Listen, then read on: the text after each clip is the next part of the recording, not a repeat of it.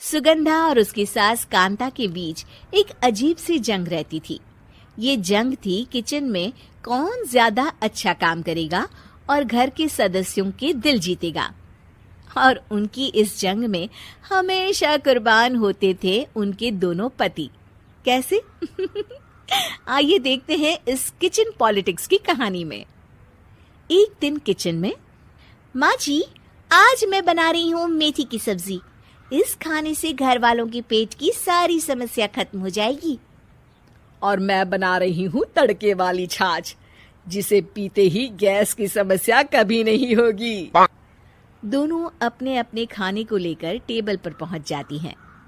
तभी सुगंधा के ससुर उसकी बनाई सब्जी की तारीफ कर देते हैं। अरे वाह, मेथी की सब्जी भी बनी है, बड़ी ही स्वादिष्ट है। वाह बहू वाह। अरे बहू, लेकिन इसमें इतनी सारी मेथी बर्बाद करने की क्या जरूरत थी? देखिए माँ जी, ये तो वो मेथी है जो आप रात में भिगोकर सुबह उसका पानी पीती हैं, और जो मेथी फेंक देती हैं उसी से मैंने ये सब्जी बनाई है। अरे वाह बहू, तुमने तो बड़ा ही समझदारी का काम किया। बस अब क्या था, कांता जी का तो मानो ये सुनकर खून ही सूख गया। वो फैसला कर लेती है कि किसी भी तरह वो अपने खाने की तारीफ लेकर ही रहेगी और सुगंधा को किचन में उसकी कमियां गिनाएगी। कांता फ्रिज खोलकर देख रही होती है और फिर सुगंधा से कहती है, अरे बहू, ये क्या, पूरा फ्रिज गंदा पड़ा है। तभी वहां सुगंधा का पति आ जाता है। वो सुगंधा को डांट कर कहता है, सुगंधा, तुम्हें कितनी बार कह रखा है कि वायरस फैल रहा है, साफ सफाई का पूरा ख्याल रखना है, लेकिन तुम किचन में इतनी गंदगी रखोगी तो कैसे चलेगा। सुगंधा सास की तरफ देखती है जहां वो मुस्कुरा रही होती है। सुगंधा समझ जाती है कि सास ने उससे बदला लेने के लिए ये सब किया है। दोनों रात के खाने की तैयारी में लग जाती हैं। दोनों ना एक दूसरे की तरफ देखती हैं और ना ही एक दूसरे से बातें करती हैं। रात को खाने की टेबल पर एक एक कर दोनों कई तरह के अलग अलग व्यंजन टेबल पर लगा देती हैं और अपने अपने पति के पास जाकर खड़ी हो जाती हैं। अरे खाइए जी खाइए, मैंने बड़ी मेहनत से बनाया है। प्लेट में वो खाना डालती हैं। सुगंधा भी दोनों की प्लेट में खाना डालते हुए कहती है, बड़ी ही मेहनत लगी है इस खाने को बनाने में। हाँ, दोनों को ना चाहते हुए भी सारा खाना खाना पड़ता है। कहीं दही तो कहीं मलाई तो कहीं मसाला। और इन सब के बाद दोनों बड़ी ही मुश्किल से अपने कमरे में सोने जाते हैं।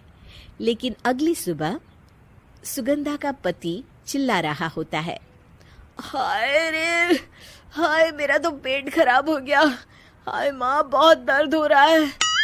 तो वहीं कांता के कमरे से भी कुछ ऐसी ही आवाज आने लगती है। हे भगवान, इस सास बहू की लड़ाई हमारी जान लेकर रहेगी। जाओ कोई डॉक्टर को बुलाकर लाओ। डॉक्टर आते हैं। दोनों को देखकर कांता और सुगंधा से कहते हैं, देखिए, आप दोनों इन्हें खाने में हल्का ही दीजिएगा। हो सके तो रात का खाना जल्दी खाया करे और वॉक किया करे। इतना कहकर डॉक्टर वहां से चले जाते हैं। जिसके बाद एक बार फिर से दोनों बहुएं किचन में जाती हैं और खाना बनाने में लग जाती हैं। रात में खाने के टेबल पर दोनों एक बार फिर से खाना लगाने लगती है। पापा जी, मैंने ये पतली मूंग की दाल की खिचड़ी के साथ ये पापड़ और पुदीने की चटनी भी बनाई है। अरे बहू, अभी अभी बेचारे पेट की बीमारी से गुजरे हैं, इतना भारी खाना तो डॉक्टर ने भी मना किया है ना। देखिए, मैंने आप दोनों के लिए सूप बनाया है। और दोनों उन लोगों की प्लेट में खाना डालने लगती हैं। तभी दोनों एक साथ बोल पड़ते हैं, बस करो, हमें माफ करो, हमें नहीं खाना इस घर में ना खिचड़ी और ना ही सूप। हम इंसान हैं, एक वक्त में एक ही खाना खा सकते हैं। बस करो, हमें माफ करो, हमें नहीं खाना इस घर में ना खिचड़ी और ना ही सूप। हम इंसान हैं, एक वक्त में एक ही खाना खा सकते हैं। इतना कहकर वो दोनों वहां से चले जाते हैं। कहानी का अंत। आप लोग उम्मीद कर रहे होंगे कि अंत में सब ठीक हो जाएगा। नहीं जनाब, अगर सास बहू के बीच सब ठीक हो जाए तो आप ये सीरीज देखे ही क्यों? तो मजा लीजिए इस चैनल में सास बहू से जुड़ी कहानियों का, क्योंकि ये ऐसा रिश्ता है जिसकी मिठास उसकी खटास में हमेशा ज्यादा ही रहती है।